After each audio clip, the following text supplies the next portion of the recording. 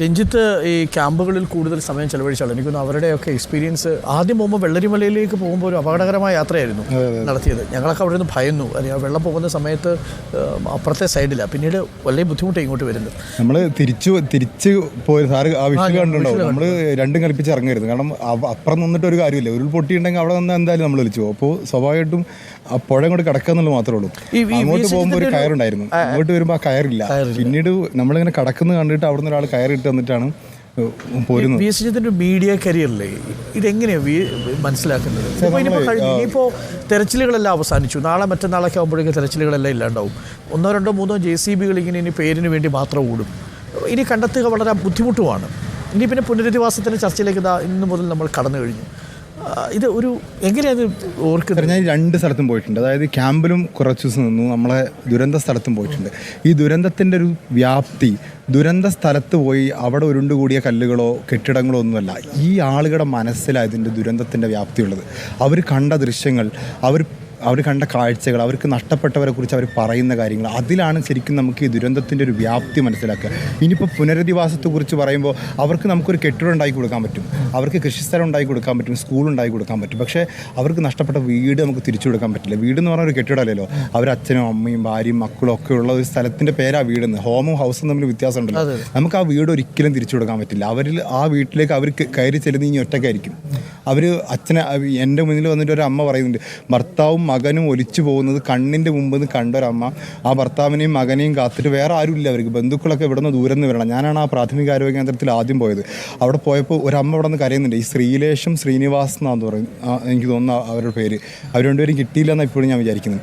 അതുപോലെ ഒരു 6 മാസം പ്രായമുള്ള ഒരു കുട്ടീനെ അവിടെ കൊണ്ടുപോയി കടത്തിയില്ല. ആ കുട്ടിയെ നോക്കാൻ വേണ്ടി 3 പേരെ ഒരുമിച്ച് വന്ന് നിൽക്കുന്നത്. കാരണം അവരുടെ 3 കുട്ടികൾ അതുപോലെ നഷ്ടപ്പെട്ട ആൾക്കാർ വന്ന് നോക്കുന്നുണ്ട്. അപ്പോൾ ഇതൊന്നും നമുക്ക് തിരിച്ചു കൊടുക്കാൻ പറ്റില്ല. പുനരധിവാസം എത്ര പറഞ്ഞാലും ഏത് കൃഷിസ്ഥലം, സ്കൂള്, വീട് അല്ലെങ്കിൽ കെട്ടിടങ്ങൾ ഒക്കെ തിരിച്ചു കൊടുത്താലും നമുക്കൊരിക്കലും തിരിച്ചു കൊടുക്കാൻ പറ്റാത്ത കുറേ കാര്യങ്ങൾ നഷ്ടപ്പെട്ട ആളുകളെ ഈ ക്യാമ്പ് കഴിയുന്നത്. പലരും നമ്മോട് പറയുന്നുണ്ട്, ചിലരൊക്കെ പറയുന്നുണ്ട് ക്യാമറയ്ക്ക് മുമ്പിൽ വരാൻ പറ്റില്ല എന്നുള്ളത്.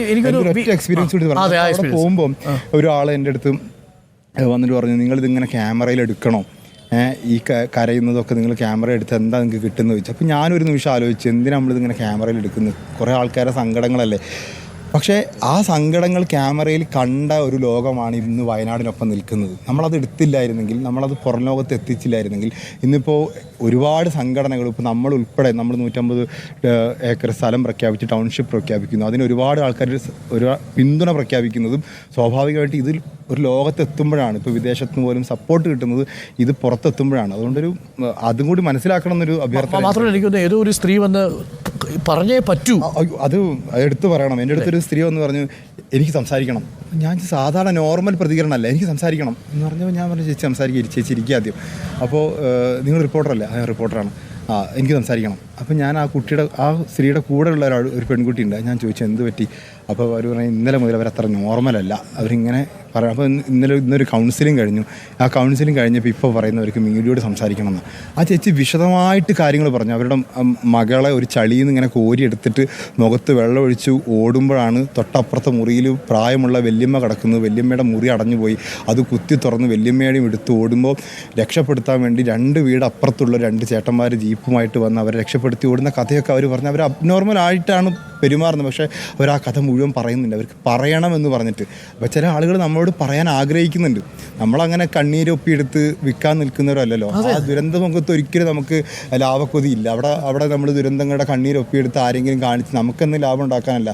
ഇത് കണ്ട് കരളലിയുന്ന ആരെങ്കിലും വയനാടിനൊപ്പം നിൽക്കുന്നുണ്ടെങ്കിൽ അവർക്ക് എന്തെങ്കിലും കിട്ടുമെങ്കിൽ അത് കിട്ടണം എന്നുള്ള, അവർക്ക് നീതി നഷ്ടപ്പെടരുതെന്നുള്ള ഒറ്റ വിശ്വാസത്തിൻ്റെ പുറത്താണ് നമ്മളൊക്കെ അത് എടുക്കുന്നുള്ള ഒരു കാര്യം കൂടി ഇതിനെ വിമർശിക്കുന്നവരെന്ന് മനസ്സിലാക്കേണ്ട കാര്യം. തീർച്ചയായിട്ടും പ്രേക്ഷകരോട് പറയേണ്ട കാര്യം കൂടി. അതുപോലെ നമ്മൾ